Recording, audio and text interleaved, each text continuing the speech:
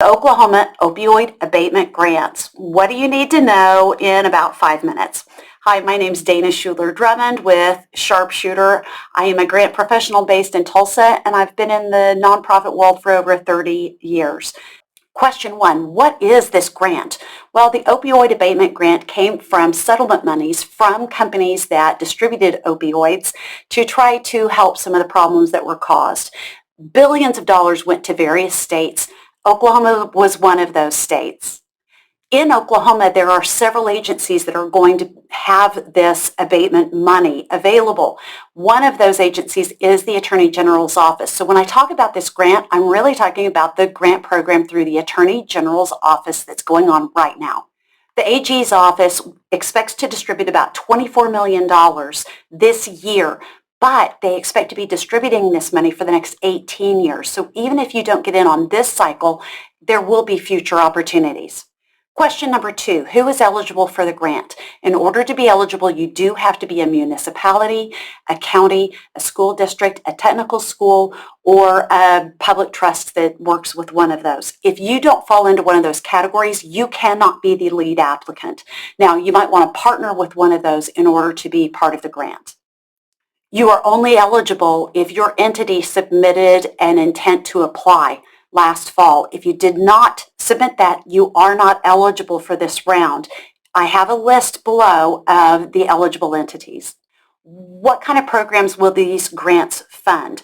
Well, it's very strict about what they will fund. In fact, there's 21 different uses. In general, though, it's all used to either prevent opioid misuse or to provide treatment for people who have fallen victim to opioids.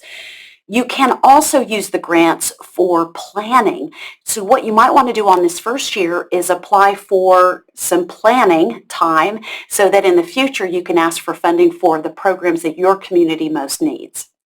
Something very important to know, though, is that the programs that you are getting funding for do have to have evidence that they do work. And I have a list, a place where you can resource all of those evidence-based programs below. Number 4, how do you apply for this grant? I do have a link to the application at the Attorney General's office below.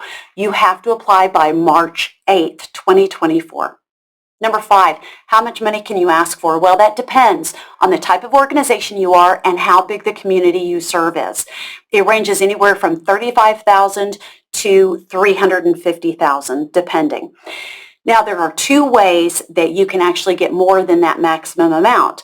The first way is to combine with another entity. So maybe a county and a city, or 2 counties or 2 cities or 2 school districts can join together and do a joint proposal. And in doing that, you can ask for up to $750,000. So that'd be a great way to go.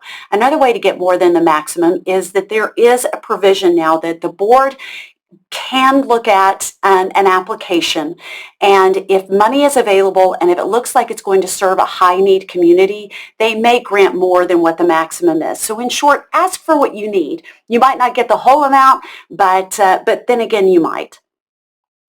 Number 6, what do you need to do first? Well, something important that you need to know is before the deadline of March the 8th, you do have to show that you have done a community needs assessment and done some partnering. If you have not engaged in that yet, there's still time to get started on that, but that would really be the very first thing that you need to do. What if I need more help? If you think your entity needs some help with the grant, the first thing that I would do is go to the Attorney General's website, linked below, and see what resources they might have to help you.